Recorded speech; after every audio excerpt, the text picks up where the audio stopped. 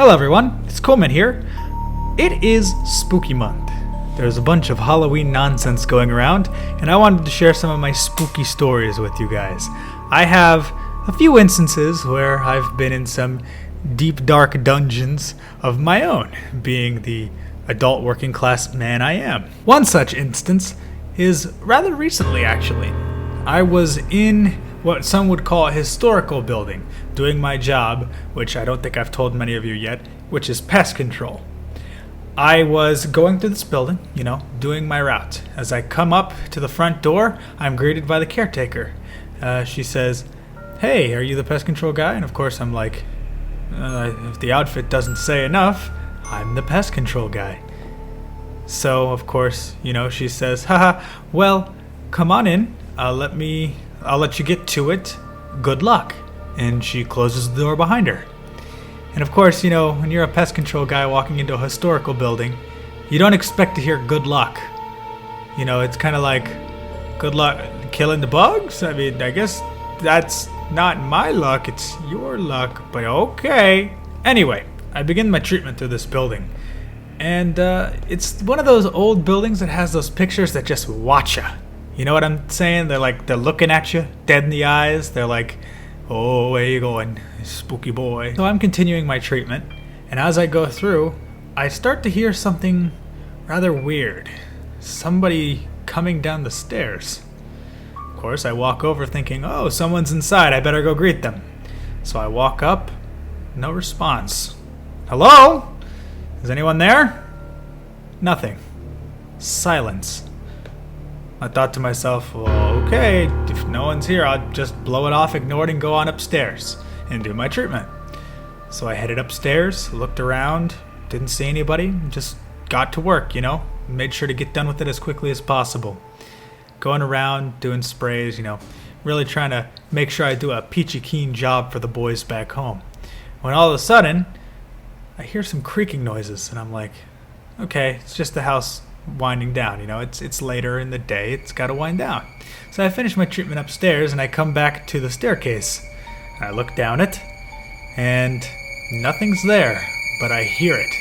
Footsteps coming right up the stairs towards me.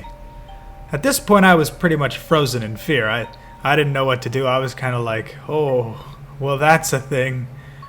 Great, spooky ghosts here, man. Ah, shit. So after sitting there in silence for about 5-10 minutes, I finally gathered the courage to sneak past whatever just came upstairs and come back downstairs to the ground level. And I come out the front door, a little bit stirred up and shaken, to be greeted by the caretaker. And she comes up to me and she says, "Hey, did you have fun?" I said, "Have fun? What are you talking about? I did your pest control. You know what? Never mind. I'm going to just go." And she was like, "Okay, well, before you leave, do you want to do the crawl space?" And I was like, no, I'm good. So I continued forward on to my next stop. Now that was my first scary encounter, but I have had a few more in my lifetime. One when I was a little bit younger. It's quite an interesting story. I was with my family in Jacksonville.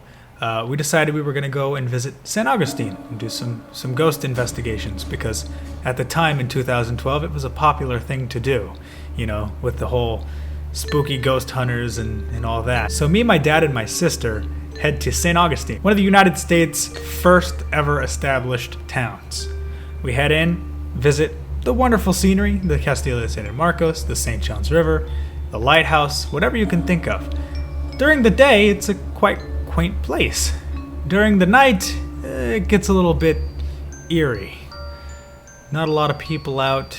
There's some people partying here and there, but not too much light, not too much sound. Everything's quiet. So we decided now's the perfect time to get started. We decided to start around the fort, and we walked around it looking for any, evidence of the supernatural.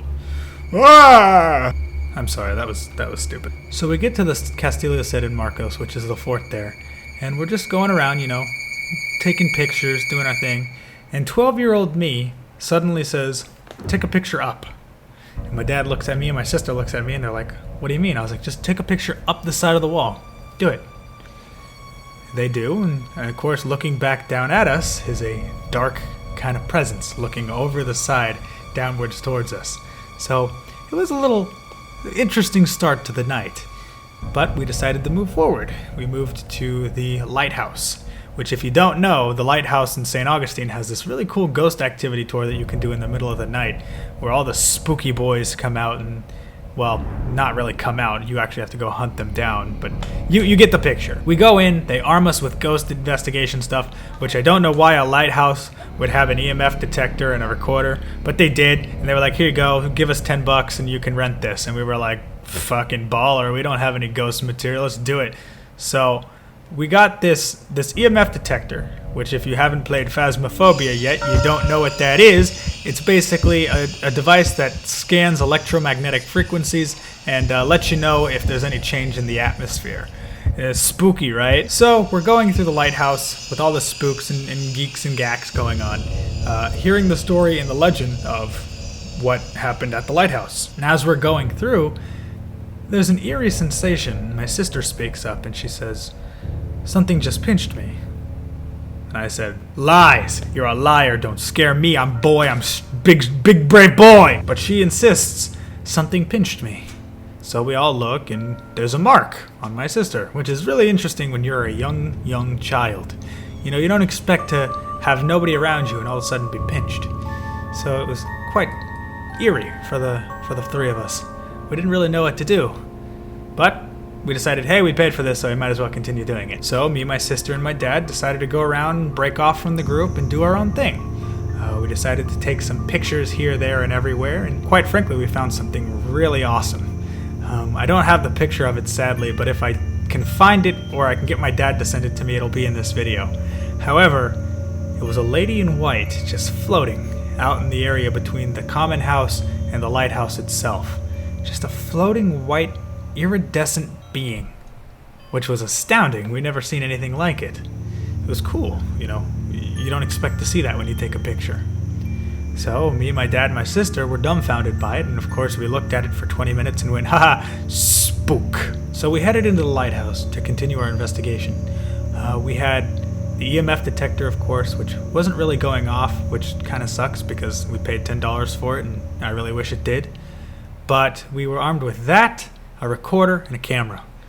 And we said, let's set off. We're going to find the spooky boys. I want that spook on camera. And I was like, okay, you're the boss. So we headed inside the lighthouse, and the first thing we did was take a picture straight up and down the lighthouse. Scary thought if something would be looking back down at you, but I'll get to that in a moment. We head up the spiral staircase that goes all the way through the lighthouse in St. Augustine, and we get to the peak. And of course, beautiful view. You look out over the bay and it's just immaculate. However, we decided we ain't here for the view.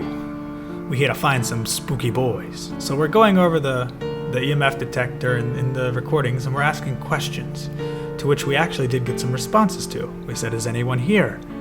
Yes. Who are you? No response. What are you doing here? No response. So we said, was anybody looking over the rails? And it said, camera. So we checked the camera, and looking over the railing back down at us in our initial picture was a darkened figure looking straight downwards. It was probably the scariest feeling of my life, being a 12-year-old boy and knowing, oh God, something dark and eerie is staring at me in this lighthouse. So at that point I was pretty freaked out, being the young chicken boy I was. But coming to and realizing now as the adult, it's actually a really interesting experience. And I would love to do it again sometime. So if any of you out there are ghost boys and want to do a ghost adventures thing with me, and you're in Georgia, let me know. We can probably do that. I think it would be fun. But yeah, those are some of my spooky stories. If you'd like to hear more, we could do a part 2. If not, just, tell me I'm garbage in the comments, and I'll accept that for what it is. That being said, that'll be the end of the video, guys, and I hope you had an amazing time listening to my spooky stories. I tried to make them a little bit comedic, but also a little bit serious. It's something new I'm trying here, but if you liked it, leave a like, subscribe maybe, tell me in the comments. I also do Twitch streams over at twitch.tv/Coolmentions. It's right here. Just poke it or something. I don't know. Come over and say hi to me when I'm live. And I also have Twitter, which you can meet me here, and yeah, that's something I post on sometimes. And feel free to DM me and such, but I usually don't use it. Other than that, thanks for watching, guys, and I'll see you all next time.